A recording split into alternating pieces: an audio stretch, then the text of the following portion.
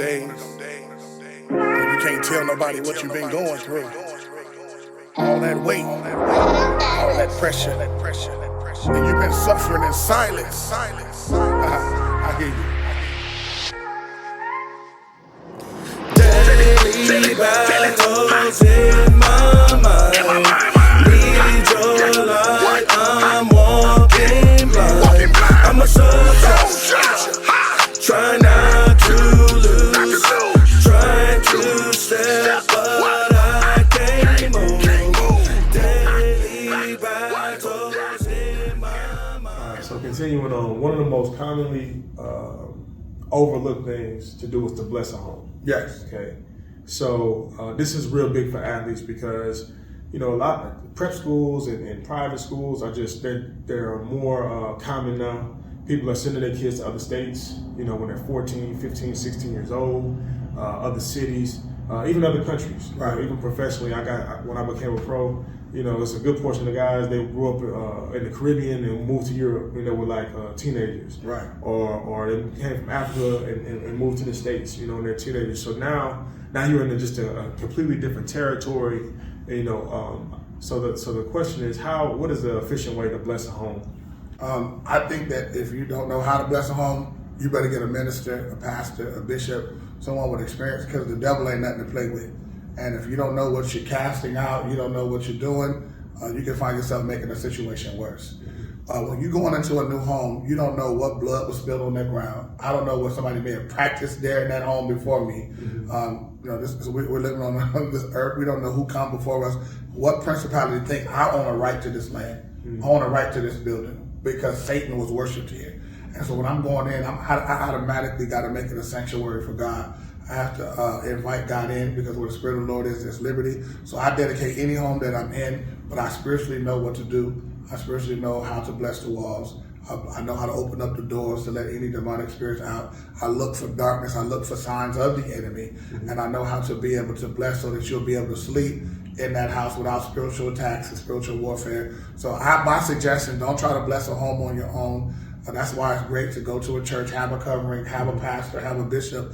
Those things are very important because most of those people have been trained by spiritual warfare, and they know how to do and how to rebuke and how to correct and how to cast out. And so I wouldn't just say just go get blessed oil and think you can do it yourself if you're not experienced in warfare. Okay, so that's a big issue because, you know, just a few days ago I was talking to one of my boys I play ball against in Europe, and I was asking them, you know, do you know any Christian pastors in the area? Which I knew it was going to be difficult because living in Europe, it wasn't a lot. Where I was living, there wasn't a lot of Christian pastors in that country. And he was like, Christian pastors? He said, man, you a Christian pastor, it's like almost impossible to find. Right. And so in any case, here you are, you're 22, you're 25, you're 27, and so you still need your home blessed. Yes, you do. But those people are not available, so do they need to be trained before they go? Or? I mean, it's great to get training before you go, and like I said, you can even have somebody walk you through it over the phone, over the internet. You got technology now. I can Zoom you, I can call you, I can help you, give you scriptures to walk through it. I just don't suggest that anybody do it alone. You can do anything by yourself, but you know there's power when there's more than one of us. You know what I mean? When by myself I can cast out 1,000, but with two, we cast out 10,000 because there's power. And so I would suggest if you're young and you're somewhere where there isn't a Christian pastor, it's easy to look up local pastors and ask somebody would they be willing to walk you through it, help you go through it, because even those steps of an authority coming from that man of God, whether it's over the phone or demons still fear, you know what I mean, and still have to be obedient to the sound of the voice, even if it's not in person. Okay.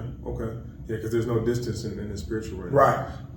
That's vitally important, especially for the athletes that are traveling around the world. I mean, there's so many now. Either leaving the States to go somewhere, or people coming to the States or other continents. Right. I mean, it's multicultural in almost every sport. In every sport, yes. So what's the importance of blessing a place? Not just your place, but your vehicle. Your office, things of that nature. I think that most people don't understand that what shows up in the physical is already manifested from the spiritual. Everything, we are spiritual creatures living in having a physical experience. And so when we are fighting things like anxiety and depression and man-made things that they have titled, stuff that they still don't know and have no cure for, a lot of things they give you a pill for, but don't know that the root of it is some kind of demonic activity or attack. So it's important to bless yourself, not only for protection, but I need guidance, I need wisdom, and I need things, because there are certain people who would do better if they knew that they were under attack. Sometimes you want to read your word, but you can't because I keep getting sleepy. They don't realize that's spiritual warfare that the enemy is using against them.